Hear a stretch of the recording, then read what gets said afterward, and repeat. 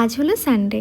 আর আজকে সকালে আমাদের বাড়িতে চড়কের জন্য যারা সন্ন্যাসী হয় তারা তো নিয়ে আসে পুজো দেওয়ার জন্য। তো সেরকমই সকালে এসেছিল, তো আমরাও পুজো দিলাম। তোমাদের কাদের কাদের বাড়ির ওখানে এরকম চড়কের আগে ঘুরে ঘুরে পুজো দেওয়া হয় আমাকে কিন্তু অবশ্যই জানিও।